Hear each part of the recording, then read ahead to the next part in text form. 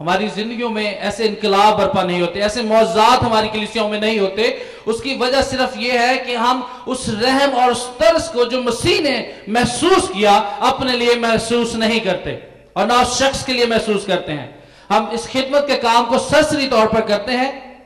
بہت سارے لوگ، سب کی بات نہیں کر رہا ہوں معذرت کے ساتھ، مجھ سے بہت زیادہ سینئر لوگ بھی یہاں بیٹھے ہیں، لیکن جو میرا اپنا تجزیہ تھا وہ میں نے آپ کے سامنے رکھ دیا، اور یہ اوورآل ایک نظریہ ہے جو ہے واقعے میں، اور یہ کام کرتا ہے۔ جس سلائیڈ آگے کیجئے گا۔ جذبہ اور رحم ایک ایسی آگ ہے جو خدا کی طرف سے نازل ہوئی ہے۔ جی اور آگے کیجئے گا پلیز۔ یرمیہ کی کتاب اس کے 20ویں باب اور اس کے 9ویں آیت میں یہ لکھا ہے، اور اگر میں کہوں کہ میں اس کا ذکر نہ کروں گا، نہ پھر کبھی اس کے نام سے کلام کروں گا، تو اس کا کلام میرے دل میں جلتی آگ کی مانند ہے جو میری ہڈیوں میں پوشیدہ ہے، اور میں ضبط کرتے کرتے تھک گیا اور مجھ سے رہا نہیں جاتا۔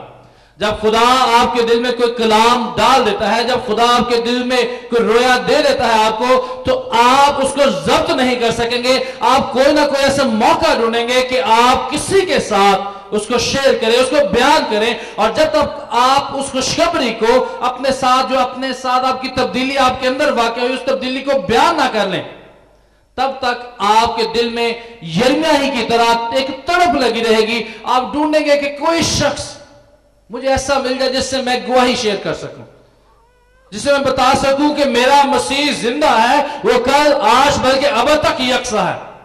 اور اس نے میری زندگی میں یہ عجیب اور جلالی کام کیے ہیں۔ موو کیجئے گا جی،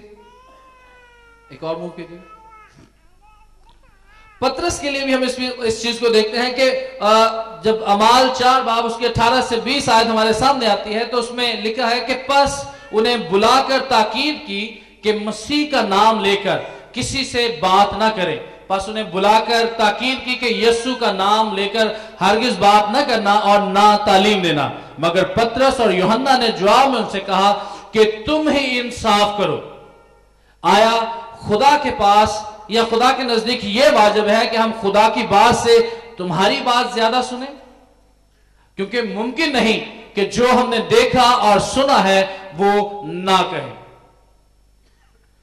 کچھ شاعر جو ہے نا، اس کو کوئی نئی وحی آ جائے نا کہ کچھ شعر اس کو نیا مل جائے، تو وہ کوئی ایسا بندہ ڈھونڈتا ہے جس کو وہ بیان کر دے شعر کو، بے شک وہ اگلا سننا چاہے نہ چاہے، لیکن وہ اس کو بیان کرنے کے لیے ڈھونڈتا رہتا ہے، کوئی ایسا بندہ مل جائے جس کے ساتھ میں یہ جو شعر ہے اس کو عرض کر سکوں، اس کو بیان کر سکوں۔ لیکن آج ہماری جو ضرورت ہے، ہماری جو ہم میں کمی ہے، جو پاسبانوں میں اور ہماری منسٹریوں میں، وہ صرف ایک بہت بڑی کمی ہے، اور وہ یہ ہے کہ ہم ایسے مواقع ہمیں میسر آتے ہیں، لیکن ہم خدا کے کلام کو بیان کرنے کی بجائے پہلو تہی کرنے کی کوشش کرتے ہیں۔ کسی نے نام لے دیا، جی آپ کا آج میسج ہے، خدا کے کلام کو آپ نے سکھانا ہے، تو کچھ لوگ جو نئے خادم تیار ہوئے ہیں ان کی بات کر رہا ہوں، کہ وہ ایسی کوشش میں رہتے ہیں کہ یہ بات ٹالی ہی جائے کہ میری بجائے کوئی اور ہی شخص جو ہے وہ آ کے میسج سنا دے، یا میری بجائے کوئی اور ہی شخص دعا کر دے، میں بس ٹپ ٹاپ رہوں، تاکہ کسی قسم کی کوئی میری جو ہے نا مذاق نہ اڑے یا تہذیب کا میز بات نہ بن جائے۔ اور اس سے بڑی بڑھ کر بات یہ ہے کہ جب ہمارے پاس مواقع میسر آتے ہیں کہ ہم اپنے دفتروں میں، اپنے قرب و عزیز میں، اپنے حلقہ احباب میں خدا کے کلام کو پیش کرنے کا ہمیں بار بار موقع ملتا ہے، لیکن ہم اس بات کو چھپا لیتے ہیں۔ لیکن جس شخص کے دل میں خدا کی طلب ہوتی ہے، جس شخص کے دل میں خدا ایسا جذبہ بیدار کر دیتا ہے، وہ ڈھونڈتا ہے ایسے مواقع کہ کسی نہ کسی طرح سے میں کسی کو یہ بات بیان کروں، کوئی ایسا شخص مل جائے جس کے سامنے اس بات کو رکھ سکوں، تاکہ میری اس بات کے وسیلہ سے خدا اپنا کام کرے، اور جس طرح میری زندگی تبدیل کی ہے اسی طرح سے خدا اس کی زندگی کو بھی الہی منصوبے کے تحت تبدیل کر دے۔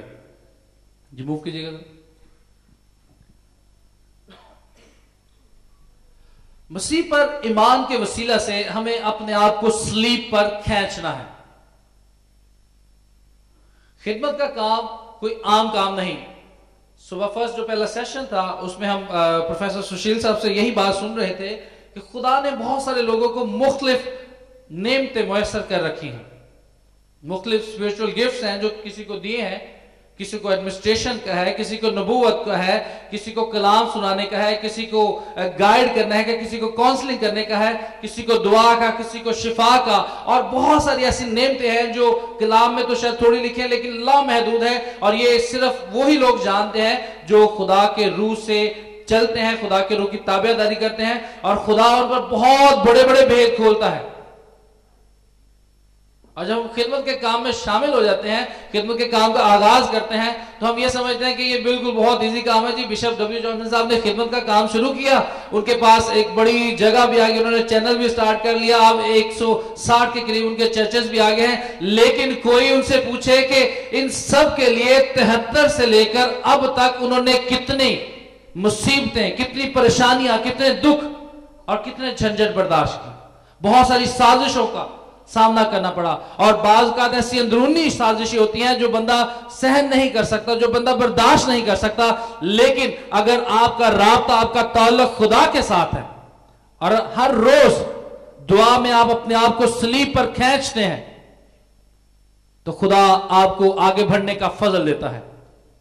और मेरा तवक्कुल, मेरा ईमान, मैंने पहले ही बताया कि खुदा मेरी तवानाई है। वो हर रोज मुझे ताजा दम करता है, वो हर रोज मुझे नई जिंदगी अता करता है, और हर रोज मुझे नई नेमतों से, नई खुशियों से नवाजता है।